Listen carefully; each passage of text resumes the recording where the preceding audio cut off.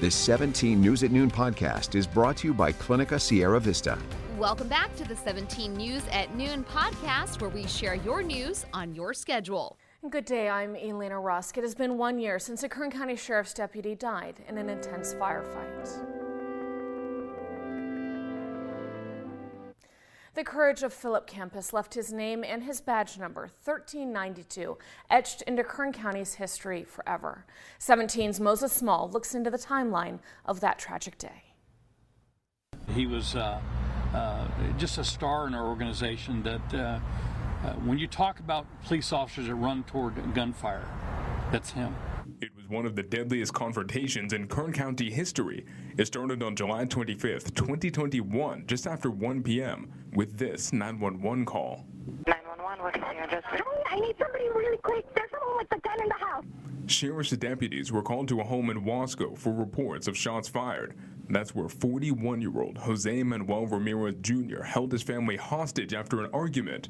His son's wife was outside when she heard gunfire and called 911. She stepped inside to find her husband, the gunman's son, 24-year-old Jose Ramirez III, bleeding from the back of his head. I didn't want to lose him. I was preparing myself, if he doesn't make it, to be strong for him. And the last thing he said to me was, "I love you." Jose Ramirez III was dead. His mother and brother lay wounded, trapped inside the house with Jose Ramirez Jr., who was heavily armed, barricaded. As they approached the front door, the suspect began shooting at the deputies with a rifle. You could see officers running into position, some retreating behind an armored vehicle during the hours-long standoff. No deputies were hit during the first hail of bullets. But hundreds of shots followed. The SWAT team was summoned. Deputy Campas, 35 years old, off duty and at home that Sunday afternoon, answered the call. He was a Marine veteran and had been with the sheriff's office for 5 years. That day, he led the team that fought its way towards the house to rescue victims.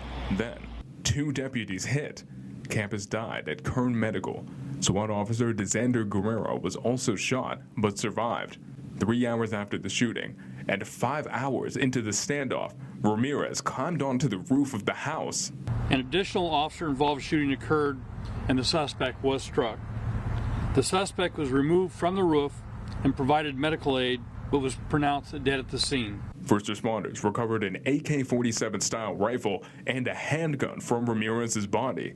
In all, 5 people died that afternoon, including Ramirez's wife and 2 sons. But 2 women and 2 young girls were rescued. That evening, officers with dozens of agencies formed an honor guard at Kern Medical, saluting and placing Campas's flag-draped body into a hearse. I was there when the wife and the mother and the father.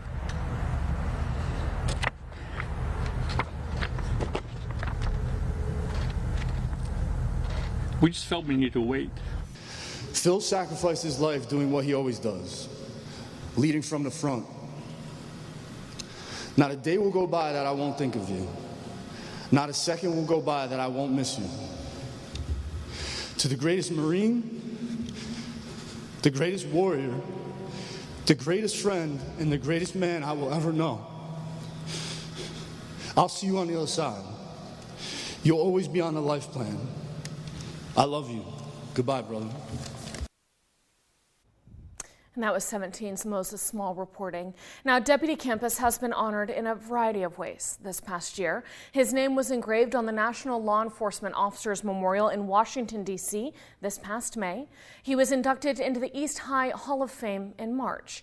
His name etched into the Law Enforcement Memorial at KCSO headquarters, and a plaque in his honor unveiled at the Fox Theater.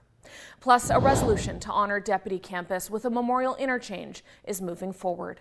Senator Shannon Grove introduced this resolution, SCR 75, earlier this year to rename the highway interchange located at the 65 and 99 as the Deputy Phillip Campas Memorial Interchange. A representative from her office says the resolution passed in both the Senate and the Assembly and will be brought to the floor when the Senate returns in August. They expect everything will be in place within a month, and the unveiling will be scheduled this fall. Now we have much more coverage throughout the day as we remember Deputy Campas. You can read more about his life and his impact on the Sheriff's Office on our website, kget.com. Hello, this is Tim Callahan with Clinica Sierra Vista, and we're excited to unveil the Community Health Center of the Future, our comprehensive care center. It's located right across the street from Memorial Hospital. We have every service under one roof, from family medicine, OBGYN care, dental services for adults and children, behavioral health, and much more. So find your way to better care at Clinica Sierra Vista this year at our comprehensive care center. Visit our website, clinicasierravista.org, for the latest on this project. We'll see you soon. Now, meanwhile, funeral services were held for Kern County Fire Captain Brian Falk on Saturday, who died unexpectedly while on duty earlier this month. For more on the celebration of the captain's life, we turn to 17's Chris Burton. From around the county and across the state, family, friends, and firefighters came out to Valley Bible Fellowship Church in East Bakersfield to remember a man they say had a big heart and a big smile. ECC to Captain Brian Falk. ECC to Kern County Fire Captain Brian Falk. This is your last call. There is no response from Kern County Fire Captain Brian Falk. On behalf of the Kern County Fire Department and the community, it is with deep sadness and sorrow to report that after 20 years of bravery and service, Kern County Fire Captain Brian Falk has completed his last and final call. One last call to Captain Brian Falk, who friends and fellow firefighters say was a hero. He would never want to say that, but he was. He saved lives. He protected his community, and he protected his fellow firefighters. Captain Falk's death was the first line of duty death for the Kern County Fire Department in more than 5 years. Firefighters from across the county and beyond came to Valley Bible Church in East Bakersfield Saturday to memorialize Captain Falk. Fresno, Tulare, Hanford, and Berkeley contributed to the scores of firefighters paying their respects. To see the outpouring, the other stations that came in to cover so that Kern County Fire Department could be here, I think is a testament to the brotherhood that they had. But to friend Sean Lee, Captain Falk was his kid's Uncle Brian, a great man who did good. I think he made us all better people, which there's not a lot of people you can say that about, makes the people around them better. Captain Falk was born and raised in Bakersfield. He is survived by his wife and 2 young sons. Captain Brian Falk was 47. Chris Burton, 17 News. But now we want to take a look at our court watch. A lawsuit filed against a local bakery which refused to make a cake for a same-sex couple is scheduled to begin their trial today. Back in 2017, same-sex couple Eileen Maria Rodriguez Rodriguez Del Rio visited Tastry's Bakery to sample wedding cakes. A week later, they arrived at Tastry's and owner Kathy Miller told them she would refer them to another bakery because she did not condone same-sex marriage. The couple left and filed a complaint with the Department of Fair Employment and Housing. A judge in 2018 issued a ruling in favor of the bakery, but an appellate court overturned that decision. Another lawsuit was filed saying all people in the state, regardless of sexual orientation, are entitled to full accommodations in all business establishments.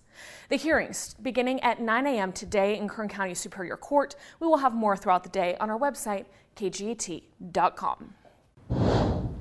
And in your business news today, Treasury Secretary Janet Yellen says the U.S. economy is slowing, but pointed to healthy hiring as proof we are not yet in a recession.